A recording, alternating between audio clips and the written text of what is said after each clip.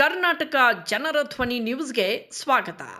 ಇಂದು ನಾವು ಬೀದರ್ ಜಿಲ್ಲೆಯಿಂದ ಬಂದ ಭಕ್ತಾದಿಗಳೊಂದಿಗೆ ಸೊಲ್ಹಾಪುರದ ಸುಕ್ಷೇತ್ರ ಶಿವಯೋಗಿ ಸಿದ್ದರಾಮೇಶ್ವರರ ಪುಣ್ಯ ಸ್ಥಳದಲ್ಲಿ ದೇವರ ದರ್ಶನವನ್ನ ಪಡೆದುಕೊಂಡೆವು. ಪುರಾತನವಾಗಿರುವ ಈ ಮಂದಿರವನ್ನ ಭಕ್ತಾದಿಗಳೊಂದಿಗೆ ಕೆರೆ ಸುತ್ತಮುತ್ತ ಇರುವ ನೈಸರ್ಗಿಕ ಒಳ್ಳೆಯ ವಾತಾವರಣದಲ್ಲಿ ಮಂದಿರವನ್ನ ನಿರ್ಮಿಸಲಾಗಿದೆ. ಈ ವೇಳೆ ರಾಜ್ಯ ಜಿಲ್ಲೆಗಳಿಂದ ಆಗಮಿಸಿದ್ದ ಭಕ್ತಾದಿಗಳು ಸಿದ್ದರಾಮೇಶ್ವರನ ಸನ್ನಿಧಿಯ ದರ್ಶನ ಪಡೆದು ನೀವು ಪಾವನರಾದಿರಿ. ಭಕ್ತಾದಿಗಳಲ್ಲಿ ಮನದಾಳದಿಂದ ಭಕ್ತಿಯನ್ನ ಸಮರ್ಪಣೆ ಮಾಡಿದರು.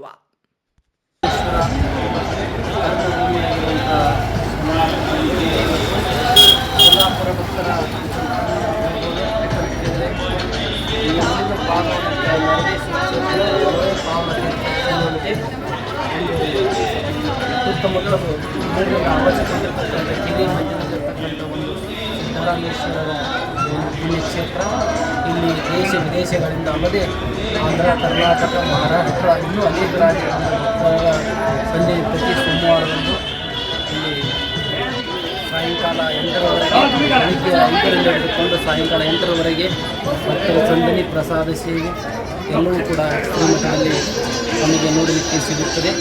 ಪುಣ್ಯಕ್ಷೇತ್ರವಾಗಿರುವಂಥ ಮಹಾರಾಷ್ಟ್ರದ ಸೊಲ್ಲಾಪುರದಲ್ಲಿ ಸೊಲ್ಲಾಪುರ ಸಿದ್ದರಾಮೇಶ್ವರನ ಕರ್ತೃಗದ್ದಿಗೆ